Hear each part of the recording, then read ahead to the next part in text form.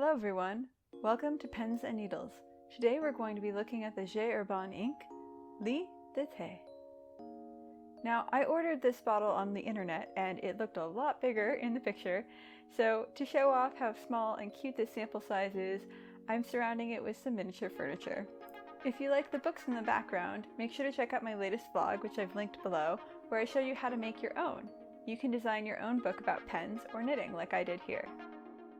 For this review, I'm going to be looking at the chromatography, the history of tea, the ink and a writing sample, as well as a drawing sample, and my recommendations at the end. I was really impressed by how the ink matched this stained glass in the chromatography. I wasn't expecting that at all. Now, you can see that it splits evenly into black, pink, orange, and yellow, and you can see those colors in the stained glass here as well. I think that the leaves of tea, or lit de thé, that this ink is replicating are supposed to be black tea leaves.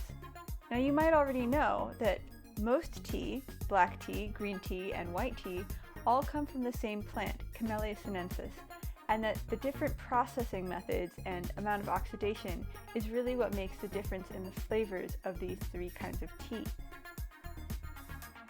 So you might know that the tea bag is not how we've always enjoyed tea. Traditionally, tea was enjoyed with whole leaves or sometimes crushed leaves.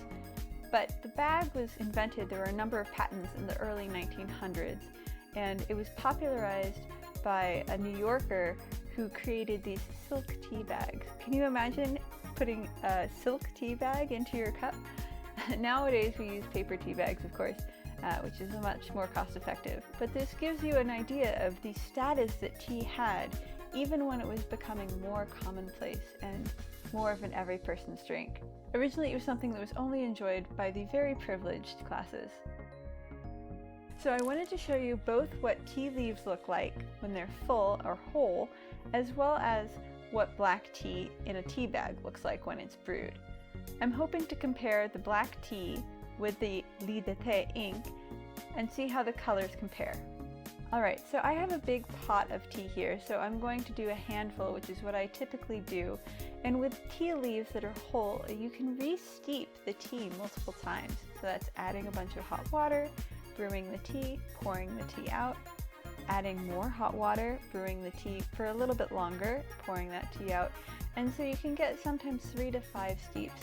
Depending on the quality of tea and the way you're preparing it, you can get more steeps than that even. So you might be wondering, if you're brewing loose leaf tea at home, how much to add to a single cup. This could be difficult because depending on which tea drinking tradition that you're following, you might want stronger tea or lighter tea, and you might have a different sized cup. I had a neighbor who had the same issue. It was kind of funny in that he kept asking his girlfriend, how much should we put in? He was a techie kind of guy, so he was very precise. He had a scale out, you know, he was very ready. He wanted to do this properly, right? And he was curious, how much tea should we put in? And she said, oh, just a teaspoon, very casually, you know. And he thought she was guessing. He said, what? A teaspoon? Are you sure? And she said, yes, it's a teaspoon. And it finally dawned on him that there's a reason a teaspoon is called a teaspoon. It's actually based off of the measurement for tea. Whichever tea you like, I hope that you enjoy it as you're drinking it, and I hope that you're curious about it, because there's really quite a fascinating history to tea. I've included a few articles below that I think the general reader will enjoy, which have really interesting stories about the history of tea. In fact, I learned a few things, even though I consider myself a tea aficionado. I hope you take a look as well.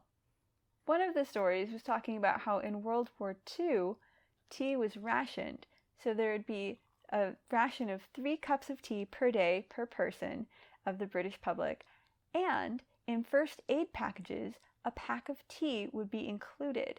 It was that important that they were sending it along with medical supplies. Make sure to comment below with your favorite kind of tea and any tea facts that you'd like to share. Let's get into the writing test now. So here I'm swabbing some of the lit de thé ink onto Moe River paper next to the Earl Grey tea bag that we just brewed. I'm outlining it with the lit de thé ink here. One thing that I noticed right away is that the darkest parts of the ink look very similar to the black tea leaves as they're wet inside the bag. And you'll notice as the tea dries, when it stains the paper, the pooled tea stain and some of the tea stain in the bag itself look similar to the lightest shade of the Lis de Thé ink.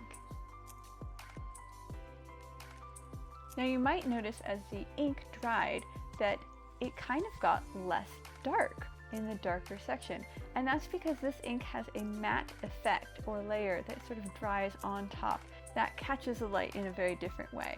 This is more noticeable on the Tomoe River paper. Now you might be laughing at me for having bought a sample-sized bottle of ink, but honestly, I'm actually really happy I did. I am really interested in trying a lot of different types of ink, but I know I'm never going to get through all of them if I were to buy full-sized bottles.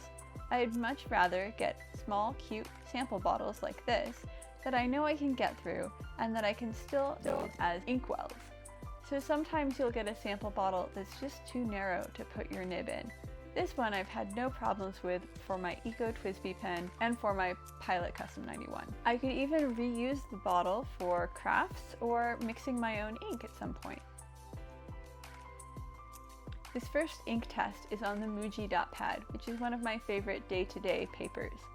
It's slightly cream colored, and this can affect how ink appears on the surface of the paper. For my ink reviews, I'm now starting to do 2 layers of a swatch to see how the shading works or how the darker sections of the ink work. Because when I draw, I like to sometimes take advantage of an ink's ability to shade. This is a really helpful reference. Another thing that I like to include in all of my ink reviews is a quote that I feel is inspired by the ink that I'm reviewing. Now, I couldn't let go of something as exciting as tea leaves or Lis de Thé. However, when I started looking for quotes about tea or tea leaves, I was a bit disappointed. As I mentioned before, tea has a really fascinating history with a lot of wars, money, intrigue, and occultism around it. However, most of the quotes were about how tea was so comforting, so British, or so consumable. This might have been a commercial slogan, but one of the quotes was, "You can't buy happiness, but you can buy tea." And that quote is a bit off the mark if you consider the fact that it was Britain's inability to buy tea that prompted them to start an opium war. Again, I highly recommend the articles that I've included below. Now, eventually I was able to find a quote that I thought was fitting for the complexity of the history of tea, and that's attributed to Winston Churchill. The quote is, "Tea is more important than ammunition." And this is definitely reflected in the government's decision to, early on in World War II, spend as much money as it could buying tea from almost every country aside from Japan. So the ink writes smoothly and shades fairly well. I wouldn't say that it's extreme shading, but it's nice enough for a drawing. And you might notice that I've added a section in my ink reviews called Color Friends. This is where I hope to include other inks that work really well alongside the ink that I'm reviewing. Now, it might be a sign that I really needed this particular ink in my collection that so far I haven't found any inks that really match with it. One thing that I've noticed about the Lis de Thé ink, even without comparing it to other inks, is that it looks much better on the cream-colored Muji dot pad than it does on the Tomoe River paper. Because this is such a warm-colored ink, I think it's just a little too high of a contrast between the ink and the paper. Another difference between the Muji paper and the Tomoe River paper is that the Muji paper absorbs a little bit of the ink as it dries, whereas the Tomoe River paper absorbs hardly any ink, allowing it to dry on the surface of the paper. This can give you great sheen, or in the case of the Lis de Thé ink, great matte effect, and it also really highlights the fact that there's a cool edging effect that happens in the broad as well as the fine nib writing. The edges are a little more clear and crisp and dark than the ink on the inside. I think this is a really cool antique looking effect. It makes the writing look more elegant, and it makes the drawing's lines much more distinct, and they don't blend quite as well as perhaps a different kind of ink.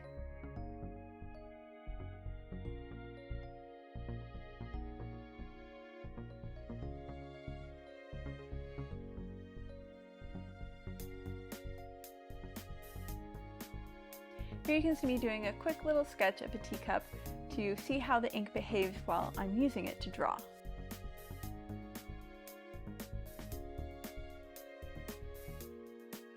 So here you can see the Muji paper on the left and the Tomoe River paper on the right, and how the ink looks differently on these two papers. I think that it's much richer and warmer on the Muji paper, and you get a little bit more of that antique look or aesthetic from the matte finish that you see on the right on the Tomoe River paper.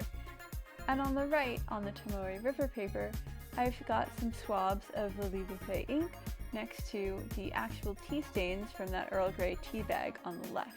The dried area of the tea stain is very similar in color and effect in terms of those edges to the Lilithé ink. So I think overall this ink does a great job of reflecting the variety of shades of brown you see in a black tea bag. I really appreciate the complexity of this ink. It's a smooth writer, it has some shading, it has these edges, and it has the matte effect. I think that helps to really honor the complexity of the history of tea and the really epic past that this product has had. So, would I recommend it? I would say yes, I do recommend it.